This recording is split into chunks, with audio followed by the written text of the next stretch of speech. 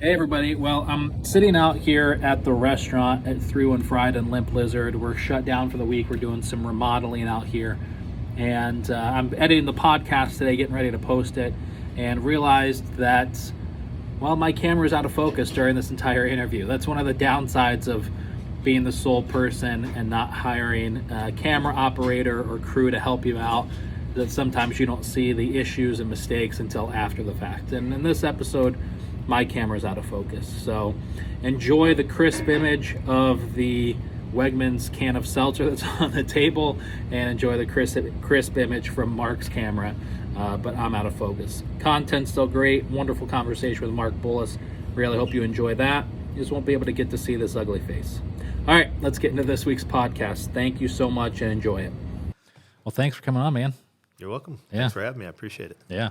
Been trying to get you for a while. You and Danielle are the two guests I've been wanting to have on for quite a long time. Oh, yeah. We're easy to find. Yeah. Easy to find, hard to get in true. here. Yeah, so True. Thank you for coming in. I You're appreciate it. So, I've been curious about a lot of things with your world of restaurants, and I feel like as I talk to, I'll be talking to somebody who's been in the industry for a while, and they'll start referencing a restaurant, and they'll say, "Oh, the place that Mark used to own," and I'm like, "What? Yeah, Mark Bullis used to own that place." I'm like, "No, you're out of your mind." Pronto Fresh. Yeah. So Pronto Fresh was mine. I had no idea. It was 2011, and we opened a salad concept in the style of fast casual in Syracuse, a little ahead of everything else that was happening. Yeah. And I think I sold that off in 2016, maybe, Okay.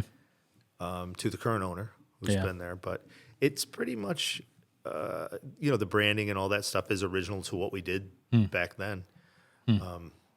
It was a space in need of a concept versus a concept that was in need of a space. Okay. It was the space next to the Bull and Berry, our original space Yeah. downtown. So, yeah, that came out of it. Interesting.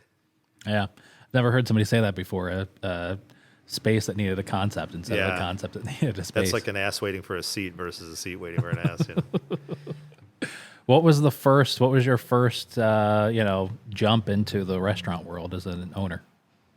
Oh, as an owner was Bull and Bear Pub downtown. Okay. Yeah, March 8th, 2002. So we're going to celebrate 21 years coming up here. That's It's wild. crazy. Yeah. So crazy.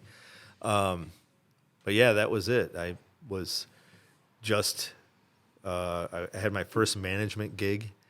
And at that time, and I had a girlfriend at the time who said, "Hey, you should take this bartending thing that you're pretty good at and find your own space." And she kind of coaxed me into it, and one thing led to another, and I found somebody to sort of financially back me, which looking back then wasn't very much. and we opened the pub 2002. 2002. Wow. Yeah. Yeah. Much different era. Pre-cell phones. Yeah. Well, not pre-cell phones, pre-smartphones anyway. Yeah. Facebook and all that kind of stuff. Oh, way before that. Yeah. That's wild. What was the downtown scene? Because you were in Hanover with that, right? Yeah. So I cut my teeth at Awful Al's. Okay. Right. Al's Wine and Whiskey now. But that's where I learned the business. I was a doorman and then a bar back, and I sold cigars and eventually became a bartender. And, they were doing craft cocktails long before craft cocktails were a thing,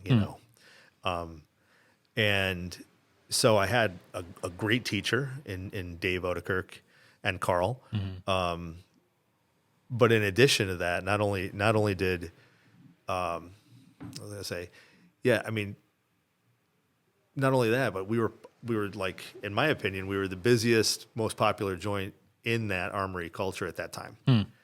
And Hanover Square had just gotten a bunch of grant money, and they were renovating a bunch of the buildings over there. So that's how I got an opportunity right before they started construction on the buildings we were in. Okay. And they got remodeled from bottom up, Okay. including new steel and the structures and everything else. So we got to be a part of that. And when we went over there, it was myself and Downtown Manhattans and Wild Will's and a couple of other places that were there. or that all kind of opened in the same coffee pavilion. You know, that Oh, yeah. everybody opened in the same month, really. Yeah. So we got a splash. We got really popular really quickly, and it became the alternative to Armory Square. And we all did live music, so that was different. Armory at the time really wasn't. It was cool. It was Yeah. a really cool scene. Yeah, it was really fun. It's always interesting to me how it seems like restaurants and food service places in Syracuse pop up, like open at the same time. You know, like in the same, it's definitely in the same year, but in the same like section of months. Yeah. Like I think of, Eat Local, we're going on 8 years, and it's amazing to talk to somebody else. It's like, yeah, we opened up then too. We opened up in that month. And, Willow Rock was just in here. They're 8 years old. The Brasserie, like, all these places that pop up around the same time, it feels like. Yeah. I think that's kind of interesting. So to hear all these places started to pop up in Hanover around the same time. That really was, back in 2005, I forget the name of the place, but in 2005, I was in high school, and friends of mine that had a band played at some spot in Hanover. And it was like, the place to be to go for music at the time. Yeah, it was. It really was. It was a riot. It was a lot of fun. What was interesting is in 2007, the iPhone came out. Yeah. And 2008, we hit a financial, recession, and places around us started to close. And it really changed. The recession plus the iPhone really changed the way people entertain themselves. Like I lived through this, in the sense of having a career through that transition. It was really weird. At that point we started to say, okay, maybe it's the suburbs, because I lost touch with downtown at that point, right? All of a sudden there's a new game, Yeah. and I didn't get it, which was scary. What was that? What was changing in downtown? Live music wasn't as popular, and suddenly people were looking down. Yeah. Social media and social media advertising came into play, and people just changed their patterns. Yeah. Back in the day, you'd have a full bar at 2:30 in the morning, trying to kick people out. That's just not common today. Yeah. There was a few places, All but right. back then it was, every place. So things changed into today. It's really different. Yeah. Today, the drink, the photograph that you take, that's all the entertainment. Yeah. So there's less and less live music venues. There's less and less. Talk to a guy who has a vending company, and he'll tell you that, pool tables and dartboards and bar top video games that used to be very popular, like all of that stuff is different. It's gone. Yeah. Yeah, live. Syracuse had a push for live trivia on a cell phone. Where, in Syracuse, where people are sitting on their phones in the same bar, playing the trivia game on their cell phones with each other. Right. It's a lot's changed for that. It's so strange. What 22 years in the restaurant industry in Syracuse. I'm sure there's a lot of things that you'd say, but what's one of the biggest adjustments that you've had to make as an owner in those years? The most recent ones are, they're staff based, and I certainly don't want to come on and talk about those, that difficult landscape right now. All right. Everybody that sits in this seat and talks to you is going to have a similar story. So, it seems like it's beat to death right now, but that has been the big change. But to back up a little bit, if we're talking about just the ebbs and flows of like how it is, I go back to that same thing. Entertaining people is different today. And that is probably the biggest change from 2002 to today that I've seen, is that we've had to change what we do. Think about this. Every once in a while I'll have someone I know say, hey, I'm going to open a sports bar. And they just say the word sports bar, right? You think, okay, generic term. Well, it wasn't a generic term a long time ago, right? Tully's obviously, in my opinion, they own that market. They do a great job of it. But today, with things streaming and televisions being cheap, and any bar can be really show sports really well. So those everything to everybody concepts, which are non-concepts really, they've gone away. And now you have these hyper focus concepts on, Yeah. right? I only sell, ramen. I only sell tacos. I Right. only sell. So those things, and Bull and Bear, although we're specialized in a few things, we're still a little blue jeans. We still run the gambit of things. A lot like our friends at Limp Lizard, Yeah. things like that. It's we're about to, so it's really, first of all, it's really, really, really interesting to hear you talk about like entertaining people in that regard, because I've never thought of food that way, but it makes a hell of a lot of sense. Like you mentioned the 2008 recession. I owned a furniture store in 2008. I was 21 years old, and it went under that year. And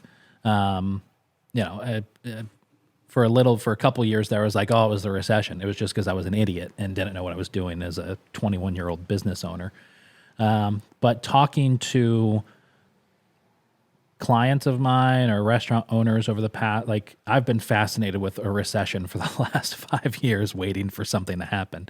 And I've always asked restaurant owners what was like 2008, 2009 like with the recession. And all of them said we weren't affected, because if anything, some of them have said they did better in that year, because what they found was if people weren't going out to the movies or to amusement parks or vacations as much, they were still going out to eat, because that became their form of entertainment. Sure.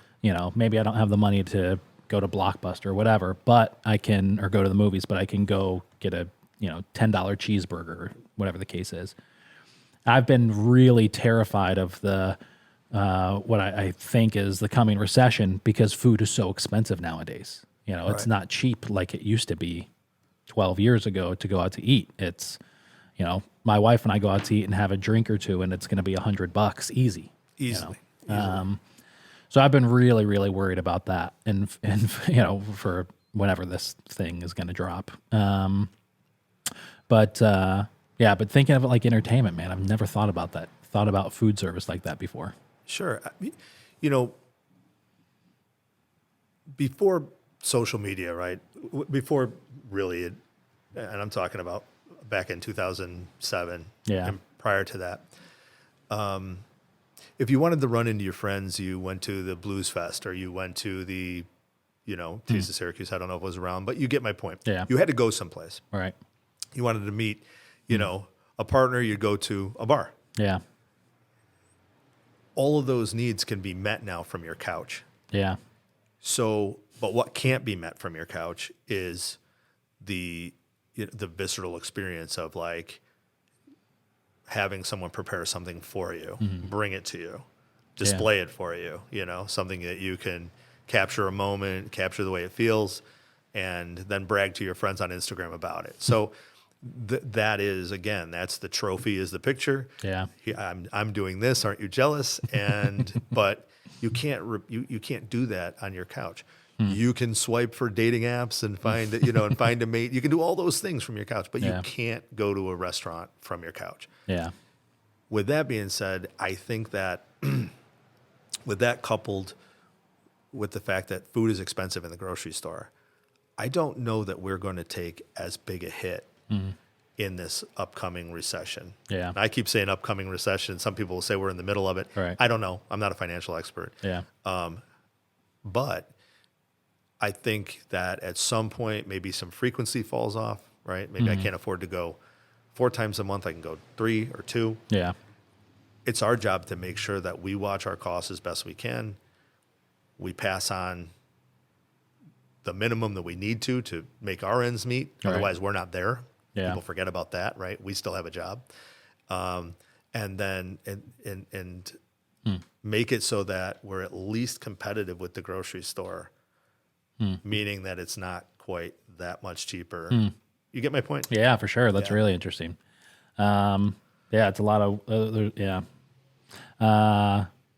even thinking about that, I've never thought about food pricing on a menu in that way of trying to be competitive with the grocery store. I mean, like you mentioned Limp Lizard earlier, obviously Through and Fried, we're partnered there and we're in the North Syracuse location, but I'm going to be taking over the North Syracuse location to run it because the kid that they had in there just left. And so I love doing that kind of stuff, getting into a place where it's like, oh, I can see like these are all the changes that need to be made. Let's go make them, you know. So we're going to be switching up the way that location's run. And instead of trying to do this crazy vast menu that has, you know, catfish and buffalo chicken wraps and burgers and barbecue, we're narrowing it down to just barbecue and trying to make it feel a little bit like I used to live in Austin. And so trying to make it feel a little bit like a Central Texas barbecue joint. And I'm kind of having like, I've mentioned it to a few different people and like saying, hey, this is what we're doing. And I've gotten nothing but pushback from people. They're like, oh, that's not going to work. That's not going to work. And so I've had kind of this like panic of, oh, maybe this isn't such a great idea to be so narrowly focused. You know, maybe you do need to just appeal to the masses. Maybe that's the goal. I mean, what's your take on that as somebody who's, I mean, you have Bull and Bear, which is a little broad, right? Even though you're focused on a few things, but you're a little broad. And then you've had, you know, Yo Burrito and other concepts that are narrowly focused. What do you find is, I won't say what works better than the other because I'm, you know, a lot of factors go into that, but what do you get more excited about? I think things that are narrowly focused conceptually, they make they're fun because then you're you know, I do the interior designs and things like that. I mean, so you know, that excites me. So when you're focused on one thing like Yo Burrito was, all of a sudden you get to do this themey. You know, you don't have to be everything to everybody. You're doing, you know, you're not only you're designing a menu, but you're designing an entire feel of a space based in that, like, you know, that focused genre, if you want to call it that. So I like it. I like it a lot. What you're talking about is taking a menu and pulling the top, let's say 30% or maybe 40% of what's selling and eliminating the rest of it. If that creates efficiency and makes it so that you maybe don't have to push pricing down the line as much, because I think we're going to run into, this is going to become a financial game if it's not already, right, for the guest. Right. If you can do that, create efficiencies and really shine best at what they do best, I think it's a home run. I don't see, let's say hamburger is a good example. Let's say, you know, 1 out of every 100 people buys a hamburger. Forget it. Right. They're still going to come there. Yeah. Because it's probably not them driving, you know, it's probably not them that's driving the bus in that way anyway. Yeah. So they're like, yeah, I'm grabbing a hamburger because I don't really like barbecue. All right. So what? They'll find something. Yeah. You know? Yeah, that's been I've, you know, for the past like month, I've been able to see, like we use Spot On for our POS system, and they've got a phenomenal back end and that I can go through and like any detail I want. And so for the past month, I've been just going through every sale for the past year and then comparing that with our purchasing and labor. And I'm looking at, you know, if the menu has 50 items on it, I'm looking at 18 of them that sell. You know, it's those 18 items are 60% of sales, 70% of sales for the past year. And the other 30% are the most time-consuming, labor-expensive items to prep and make and hold. And I'm like, why in the hell would we ever have these things on the menu? Right. You know, we need to get rid of that, shore up labor, shore up food costs, and push the thing that, you know, they're known for. So, yeah.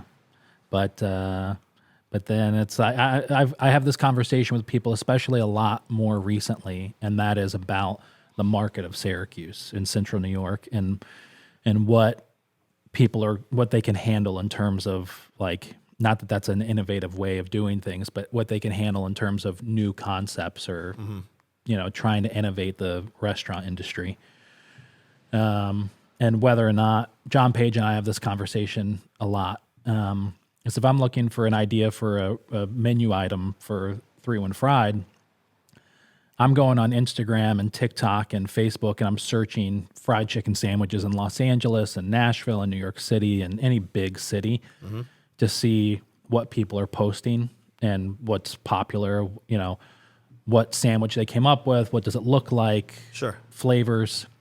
And I had the idea one day, well, if a concept hits big in Los Angeles or New York City and 5-6 years later it gets to Syracuse, what would prevent somebody from just figuring out what the concept is it's hitting today in Los Angeles and just bring it to Syracuse Sure. early? The question that John and I ask ourselves is, would that work? Or is Syracuse never going to be ready? Does Syracuse need that 5-year buffer, in other words, for something to really take off here? I think you may be right. I think we may need that 5-year buffer. And not because we're somehow inferior to the people of LA. But I think that things become popular when you get exposed to them over and over and over again, right? So if you bring that sandwich here and it may have the greatest flavor and look really cool and all the things, until people get it and they see it a few times, right? It's like advertising. Yeah. First time it's like, oh yeah. The second time it's like, yeah, okay, I get that. And the third time it's like, that's a fact. I'm in, Yeah. So I think that new foods are like that. I think everything. I mean, what did we see right here over the New Year's break was Chat GPT, right? Like all of a sudden, OpenAI and Chat are like in. Who really knew about it? 6 weeks ago, 2 weeks, 4 weeks ago. Yeah. Right. And I'm not tech forward, and even I'm looking it up and watching videos on it and things like that. That's exactly, in my opinion, the food world is very similar to that. Yeah. Also, some things just can't be reproduced, right? Like, I'll give you an example. Every year, we put the kids in the car. We go up to Rudy's on the lake, right? Now, right next to Rudy's, there's a place that looks just like Rudy's. And so many people have went in there and tried to do something like Rudy's. Meanwhile, all the crowds at Rudy's. Why? Well, it's time. It's tradition. It's whatever. I mean, that's an example. Hyde's another example of that. They'll stand in line. I could sell hot dogs across the street, right? Call it the same name. They just won't go there. Yeah, for sure. So there's a little bit of that in play. That's interesting. Yeah. Takes a little while. Yeah. It really is a fascinating, I think, if there's one thing I've learned just in this past year with Through and Fried, it's, and not saying that like we're like the perfect example of what a fried chicken sandwich restaurant could or should be, but thinking through, and let's say making the right decisions on what it should look like, taste like, be priced at, all that kind of stuff, and then seeing how the market responds to it. You kind of go in with one idea of like, oh, this is going to slap, and then the market doesn't necessarily respond to it in the same way. Or understanding you might have the same, like you were kind of talking about spaces, concept for a space for a concept. Sometimes it's just, wrong area, wrong space for it. Definitely. I've done plenty of that. Syracuse is probably a C market really when in the bigger picture. Yeah. Myself over the years, due to financial resources, I've chosen spots that were not A spots in a C market. They're probably B or C spots in a C market. So we've always sort of taken this approach to like 130 seats tucked in a neighborhood. We can do a nice business there, employ a bunch of people, become a part of the neighborhood, and quietly clip along, and we can take these things and tuck them in all over the county. We've done 3 of them. In the Bull and Bear world, so we've done 3 of those things. We don't have one in the West, and I look occasionally, but that I don't know where I lost my train of thought. Yeah, that's all right. Yeah, it happens to me all the time. Yeah. I mean, have you ever thought about? I'm sure I've often said this with other businesses in the area who expanded too much too fast, and Yeah. that it's probably pretty easy. And like I've seen it happen. You open the first spot and you're successful for a couple of years, and all of a sudden somebody's like, "Oh, you're doing so great. You'd be so successful if you had two, if you had three, if you had four." A lot of people are just gonna, wow, if you think I'm successful with two, maybe I should be. So they Sure. pop open 2, 3, 4 locations, and then it turns out to be the biggest nightmare and, worst decision ever. I'm sure you get approached a lot about people saying, you've got to open a space here. You've got to put a space here. People definitely people definitely bring opportunity Yeah. and suggest. My Liverpool location was based on a guy eating on the patio at our East Syracuse location. It was like, hey, can you open one of these in my neighborhood? There's a place for sale, right? And he told me what building it was, and I said, geez, everybody's seen that building. And we went up and we ended up liking it, and it was approachable for us, so we did it. That, it's hard. It's hard to run and operate and work in your business, full service restaurant I'm talking about, Yeah. and own two. 3 is really hard. So when I got to 3, plus a catering company, right? When I got to 3 in a catering company, I brought in my partner Nathan, and Nathan really filled the gap into what I don't know. And it was really around those times when you see the struggle, it's really difficult, and you start to realize, wow, I really don't know how to lead a team this big. Yeah. I really don't, because when you're self-taught, and I got to assume you're self-taught in this world, right? Yeah. You're always at the front of your learning curve. Yeah. We have 310 employees in the summertime right now. I've never had 310 employees, so I'm at the front of that learning curve Yeah. all the time. So when you said earlier that you didn't know anything at your furniture store and you were, right. Those are rookie mistakes. I've been doing this 22 years. I still make rookie mistakes because a lot of things we're doing are for the first time. Yeah. You're still a freshman, right? So with that being said, there's, we're opening a diner, a full service diner in Manlius. This is my first dip into really short order cooking. Yes, I was involved in Modern Malt, Yeah. but that was different. This is truly a modern diner, Yeah. right? With all the customizations of every kind of breakfast you could think of and all that things. So I'm nervous. Yeah. But in addition, I'm a freshman, right? Yeah. Again, I'm a freshman. What I have now is a team and someone like Nathan who completely picks up where I leave off and crushes it. And I think that true growth in anything is really identifying what you don't know and filling those gaps. Ego aside, none of that's going to make you win if you think you know everything and you think you can do everything, and the minute there's 2 restaurants and you get close to 100 employees, it is a shit show. Yeah. It's like keeping 6 balls in the air juggling. It's not easy. Yeah. What were some of those first things, like lessons you had to learn when you had to, that you were like, yeah. What were some of those first lessons you had to figure out? At that time, it was time, spending time. I felt like I was constantly running back and forth, just putting out fires, and those fires get bigger. Yeah. Add to that, as you grow, the government starts to require different things. So when you hit certain levels of employees, there's new requirements, and that happens as you grow. That starts to get challenging because then all of a sudden there's a need for this administrative piece that you didn't have with one restaurant. You could sort of manage it all, right? I bet you that was probably the biggest sort of kick in the head, was like, oh, wow. So we have to do all this new insurance work, or we have to do all these things, and they take a lot of time. Yeah. And someone like me who is, certainly has attention issues, staying in an office is not good, right? Yeah. So now I now I need an admin, and that admin has to have some skill set to be able to sort of like do this. And that was the hardest part. But then it was just juggling, there's a cooler down, the cook didn't show up. Oh, wait, the guy in Liverpool didn't, and all of that, right, that you can imagine.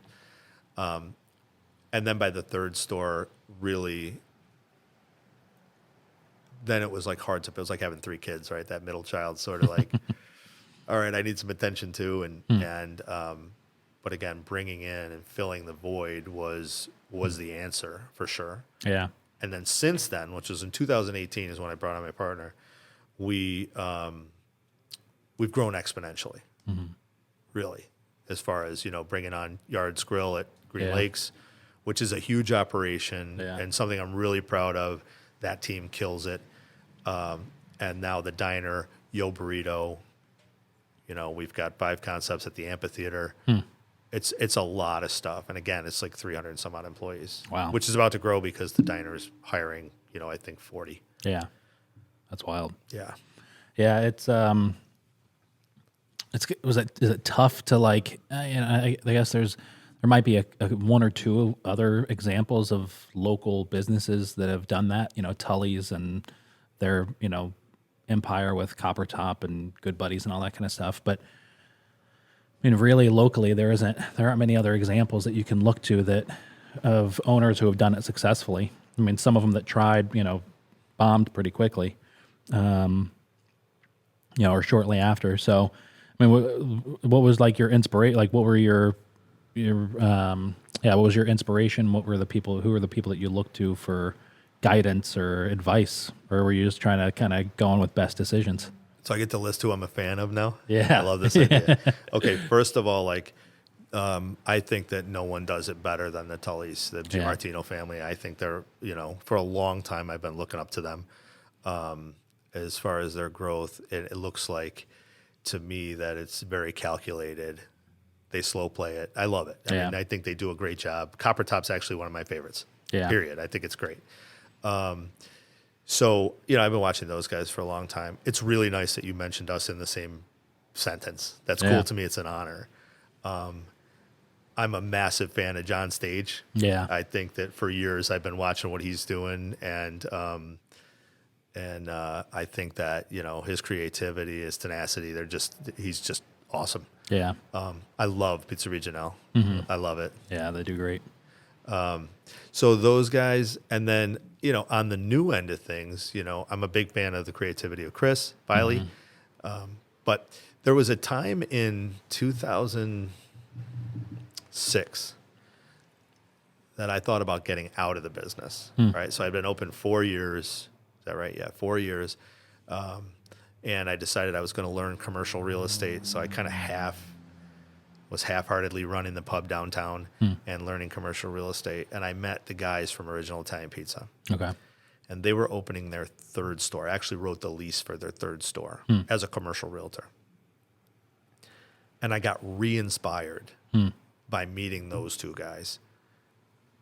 I would say that's a tipping point for me. Yeah. Because I turned around, ran back into the restaurant business, rebranded Bull and Bear Pub downtown, made it, wanted to make it feel like it was this huge, that there were stores all over the place, even though it was this one little pub on 2 one-way streets, frankly, right? And that definitely was a huge tipping point. And so I'm a fan of them. Yeah, for sure. And there's a bunch more people, but certainly, the Gimartino family as far as spreading out and growth. Yeah. Big time. Yeah. I've got to imagine, I mean, you've kind of said this, but I've got to imagine one of the biggest key, like once you get to a certain size, it's not really, I mean, looking at the area that you're going into, like you were saying earlier, is important, right? You don't want to have a Bull and Bear, in Armory Square today. You kind of want to be in those neighborhoods where people sort of have to, have to go to you because there's not too much, right? So, but I have to imagine it comes a point where like, a tipping point where you can go almost anywhere and it's going to work, may not be a home run, but it's going to work. Right. but that your success is based on a lot of those internal things, making sure that you've got your staff trained and, you're compliant with a bunch of stuff. You have your admin team, all those behind the scenes things that really aren't too attractive when you're thinking about being a business owner. Sure. I mean, I think like I go into places and and some of them I work with, some of them I'm just friends with, and I get behind the scenes, and the lack of a system that exists in a business that's running, it just absolutely floors me. Sure. It's like it's mind boggling to me in some cases that they keep the lights on when I see that there's no systems in place. One of those things I've been thinking about a lot over the years is just like training, just having a training manual, something that when a new employee comes in, you can say, hey, this is how we do things here, in our restaurant, and this is how we expect you to do it. And here's your guidance. And, here's, read this and figure it out. And we're going to train you. And then we're going to release you to the wolves. It still blows me away that somebody can get hired in a restaurant and start right away without having any sort of system in place.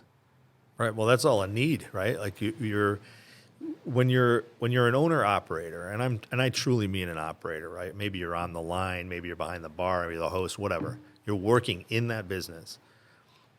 You're constantly in a firefight, so you don't really have the time to go, well, I'm gonna put over all the standard operating procedures together today. Oh yeah. We're gonna put a handbook together. Sure. And so for years I didn't have it. Yeah. But again, hiring in and bringing in somebody that has experience in corporate restaurants, so you can assimilate things that exist in other places. I mean, now you can really probably buy most of it and just edit it out to be your own. But continued training and a continuity between your, whether it's like stores or even your brands, right? Yeah. There are some things we do across brands that are very our company, right? They're very, very much in our style. At Bull and Bear, all three places, you should get almost exactly the same experience as far as how you're approached, how you're talked to, what's presented to you, and then execution of food. Yeah. Right? There's human beings behind the scenes, so it's not always perfect, but that is so important. You can always say that like McDonald's cheeseburgers are not great cheeseburgers by any means. Frankly, they don't even taste like cheeseburgers. Any cheeseburger I've ever made. But I will say that there's a consistency, and that consistency is why they are all over the world. Yeah.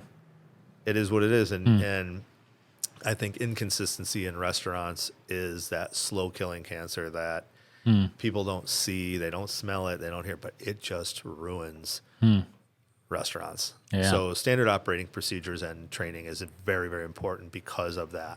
Yeah. Right. Huh. That's really interesting. What do you think is the future hold for? I'll ask you specifically, but first I'll say for our general area for food. That's a good question.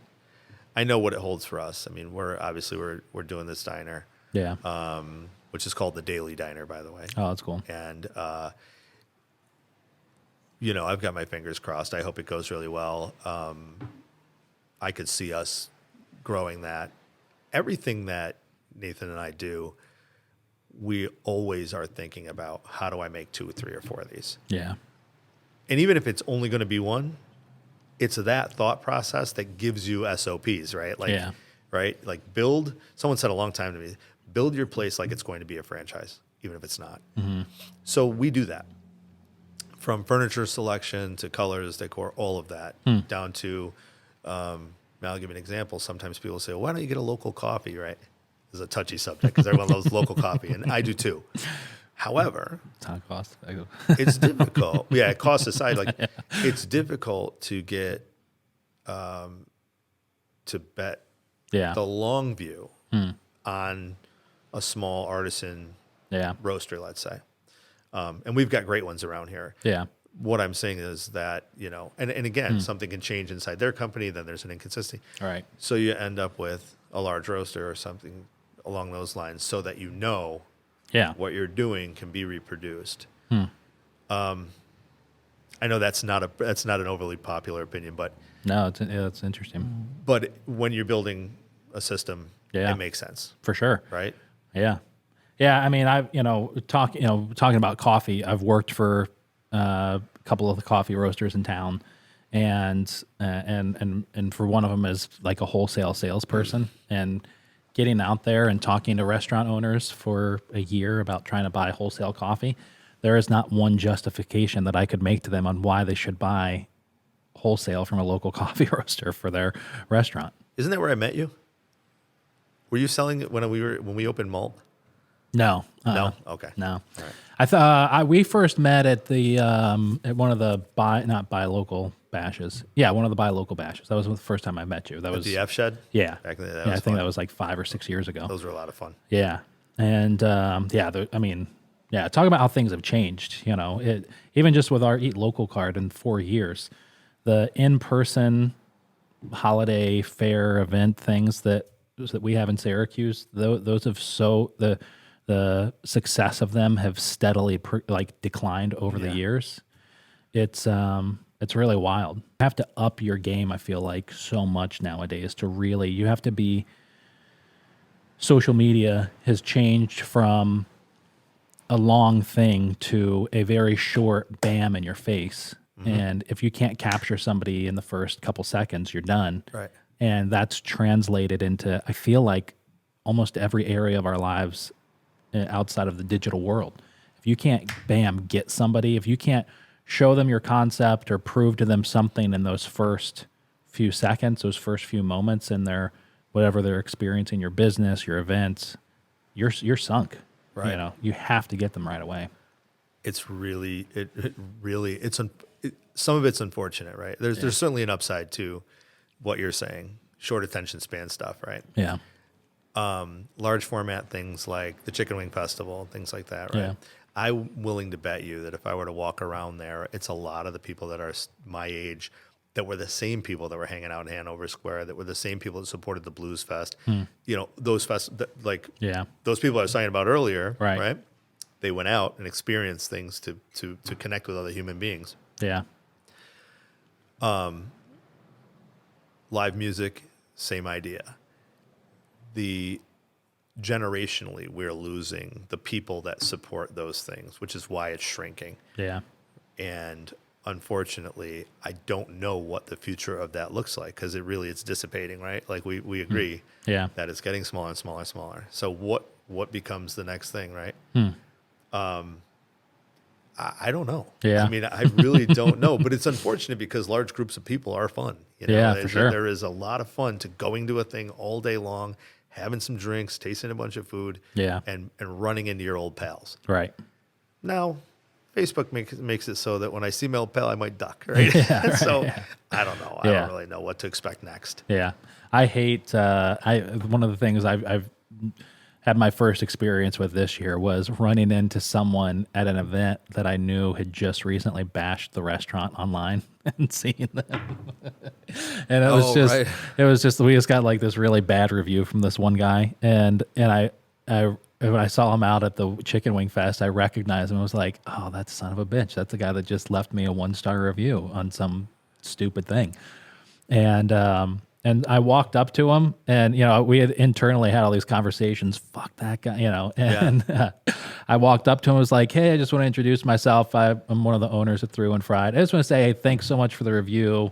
Meant a lot to us that you would take the time to let us know that we have some things to work on, and Sure. and we're adjusting those things. So just wanted to say thanks for that. And he was like, "Oh yeah, man." He's like, "Yeah, if you just do that one thing," and I'm like, you're so stupid. Yeah. Like, you don't know what you're talking about. It was, and he was like, "Yeah, if you just do that one thing, I'll be back. I'll be back." I was like, "Okay." Now he did later that night delete his review. So great. Because great. you made a human connection with it. Right. So, let's vent for a minute and let's talk about that, because it's dangerous, right? Well, not dangerous, but you know what I mean. Yeah. We, as restaurateurs and business owners, right, we put it out there. We put everything we have into putting these things together. Yeah. The public consumes them. Therefore, we become public property. Right. I get that. We hire human beings They work in our spaces. They make mistakes. They shine. Sometimes they don't. Yeah.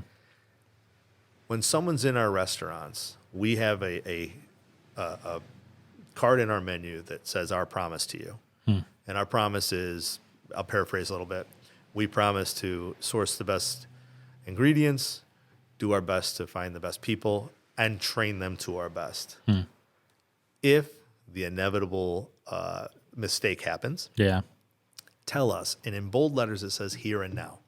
Basically, don't go to Facebook and tattletale. Yeah. Don't go to, leave us a 1-star review. Let us fix it because, frankly, the management is trained to fix mistakes because they're going to happen. Yeah.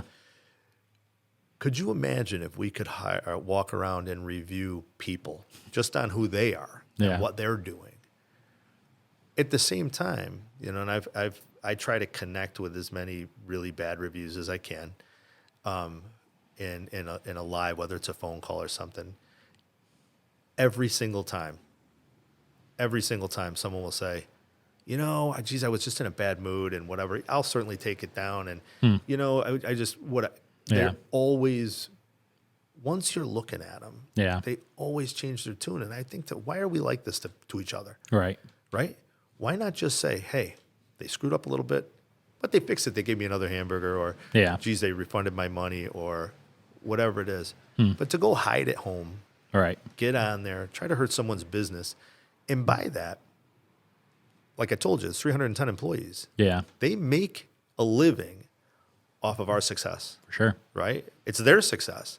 So if you run home and you're hurt, Yeah. we had Yo Burrito, and we opened the first night, and we got a bad review from somebody who I thought it was too expensive, and not as good as Chipotle and all these other things. And I said, well, we weren't opening a Chipotle, but but why give Chipotle, who probably makes the same, this big corporation, Right. I'm the guy that coaches youth football. I'm the guy who you come to for donations. Like, we're part of the neighborhood. Right. Support us. Say, hey, I love you guys so much. I didn't have a great experience in person. Could you fix it? Yes, we'll fix it. No problem. We expect that we're going to have to once in a while. So anyway, I'm going on and on about it, but it touches a nerve with me because I think people have stopped this connection. Yeah. And we're your neighbors. Right. I might live up the street. Like, be kind to us. Let us be kind to you. This is what we're doing here. So Yeah. We had, when we first opened 3-1 Fried, I stole this idea from an author. His name is Bob Goff, and he wrote he's written a couple phenomenal books, but one of them was called Love Does. And at the back of, it's a New York Times bestseller, but at the last page of his book, he gives out his personal cell phone number and says, if you ever want to call me and talk about the book or anything, here's my number. And he has this policy. He answers his phone, never lets it go to voicemail. And so, and this is, I don't know, 10, 12 years ago. So I'm reading this book, and I knew that his phone number is at the back of the page, but I waited till I read the entirety of the book, and then I called him. And I was just like, hey, just want to say I just finished the book, loved it, talking to him for a second. And he was like, hey, let me call you right back. I'm going through TSA. And calls me back 10 minutes later, picking up the story where we had left off, like remembering details from it. I had like a 10-minute phone conversation with this guy. that's cool. So when we opened 3-1 Fried, we had thank you cards that we put in every to-go order. And we have 3 of them. They're colored, so each one has a discount for a future visit off a specific sandwich. So that way we know if somebody comes in on this and they have this card that they redeem, this is their first visit or their second visit back. It's their third visit. It's their fourth visit back. So internally we can, figure out who is returning. It's a good idea. But it says on the back, thank you. We put so much effort into this, whatever, yada, yada, yada. If there's any issue with your food, any issue with your order at all, if you have any comments or concerns, here's one of the owner's cell phone numbers. Please call him and let him know. And I put my cell phone number on it. I got in the first week, and I sat there like staring at that phone for the first week, terrified that it was going to ring. One time it rang like right in the middle of a rush, and I was like, oh, son of a bitch. And I answered it, and there was some lady who was just saying, I just drove from, I think it was like just on the other side of Rochester to come out. She's like, I saw it somehow. I just drove from the other side of Rochester. She's like, I'm the person I asked you to make all the food and separate everything. So when I got back home and ate it, it wouldn't be gross. Right. She's like, best fucking chicken sandwich I've ever had before. Thank you so much. Oh, that's cool. I was like, oh, thank God. I was like, hey, thanks for coming out. So. So nice when people do share Oh, yeah. good news, right? Because Yeah. it's so often, where Syracuse eats, Yes. it's like where Syracuse complains most of the Yeah. time. It's like, I will say with that though, I've talked to a few owners who have gotten I'm talking ones who have just gotten beat the hell up on there, where they get a negative post and then it just goes for 2 days. sure. They have the 3 or 4 I've talked to have told me they've never been busier than after that happened. It's interesting. So getting hammered, getting just beat up on there about all the people who hate you, Yeah. I went there too. It sucked. They've the next week busier than they've been. What would they used to say about Howard Stern? Remember Howard Yeah. Stern used to say that. Yeah. If you like me, you listen for 10 minutes. If you hate me, you listen for an hour. Yeah. It's, I don't know that I've experienced it that way. I've never, let's Yeah. put it this way. I haven't tracked it. Yeah. Certainly, but we've been kicked around a couple times. Yeah, for sure. I guess. But you do learn from every misstep. Yeah. And it isn't always going to go perfectly, and you can't control everything. Yeah. You asked what was there's a good one. You asked, by having 3 restaurants or going from 2 to 3 or whatever, you learn you can't control everything. I was having a conversation just a little while ago about chefs and owners who flip out, really yell and get, and over the years, right, I never lose my temper anymore. And it comes with understanding what you're doing. It really does. There's you realize the house isn't going to burn down. Yeah. So, and sometimes getting kicked around on the internet a little bit helps reinforce that. Yeah. You start to look at what's really important. What am I going to get upset about? What am I going to continue to focus on? It's, that Yeah. anger and that, and that negativity comes from fear. Yeah. And some of those things, when you're getting kicked around the internet a little bit, you start to reflect and go, okay, all right. Yeah. And then you realize that most of it's manageable. And sometimes once in a while, you find a problem you just didn't know about. Yeah. And that's when the gem is there, right? That's when you're like, okay, well, I'm glad they did. I wish they would have told me in person, but Oh, for sure. okay, we did discover something here. Yeah. Yeah. Yeah. Yeah. We bought a new freezer from one of the bad reviews that we got, so we realized our tater tots weren't, holding up as well as they should. So Perfect. Yeah. Perfect. So, a question that David, who owned the Peachtree Sandwich Co., told me that he wanted me to ask every guest, and for the most part, I remember, and sometimes I don't. But now I'm remembering it, and that the question is, why do you do what you do? I don't know what else I would do. That's the short answer. I come from an art background. Mm-hmm. When I left high school, I don't have a college education. I started at OCC and doing some architecture stuff. Okay. I've always been in a creative posture. This hits it all. Yeah. So what we're doing today, not only solving problems, finding ways to engineer things, right? So there's technical creativity, but there's branding, there's food, right? Who doesn't love that? I come from an Italian background. Everything we did, right? We celebrated, we mourned, we fought, we did it all over consuming something, Yeah. right? This may be the only meeting I'm having this week that doesn't involve some coffee or a cigar, right? So I think it's that. Mm-hmm. There are lots of little victories within what we do, and I just think that I don't know any other, and I keep dabbling in other things that maybe are less labor intensive. Mm-hmm. One of the things about full service restaurants that people don't understand is you really have 2 sets of labor involved to bring food to your table, Yeah. right? So what people don't always understand is, this is a little tangent here, I'm sorry, but what people don't always understand is sometimes it goes through up to 7 sets of hands, Yeah. depending on what you're ordering to get to you. There's lots of room for, holy crap, we dropped the ball. But also, it's labor intensive. Yeah. Anyway, so I dabble in these other things, and I find that most of the other things that I try to mess around with are also slightly creative, but they always fall short Yeah.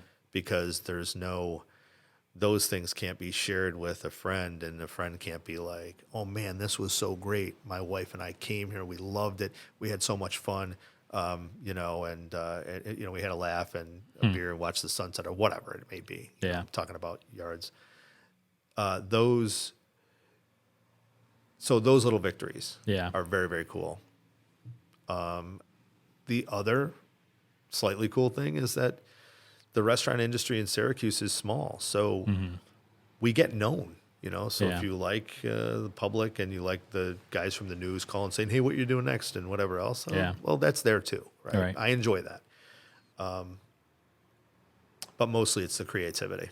Have you ever thought about expanding it out into a Rochester or Buffalo or anything like that? So earlier you talked about areas of the county, and I thought about that because what happens when you're working in your own environment, right? So Onondaga County, I grew up here from Eastwood, right? I went to Henniker, all that stuff.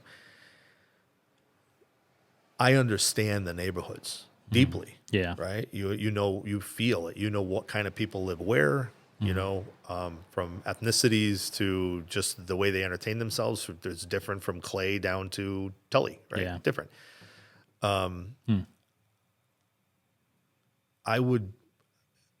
I know personally, if someone from Rochester who said, "Hey, I really like one of your concepts and I want to bring it here, and I'm from there," I think I would explore that.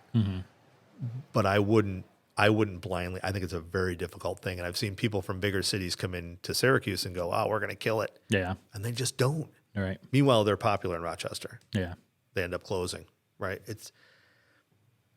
It's a really tricky thing, and I think when you put a location together, you have felt that location for a while. I knew that Hullers was going to be a good spot for us in Fayetteville, because I just intimately knew that area and knew Hullers and knew all that stuff. Yeah. You get it? Yeah, for sure. Yeah. That's interesting. Well, listen, Mark, thank you so much for coming down. Appreciate it. Taking time out of your day to be on the podcast. All right, man. Thank Thanks you. for having me. I appreciate it. Thanks.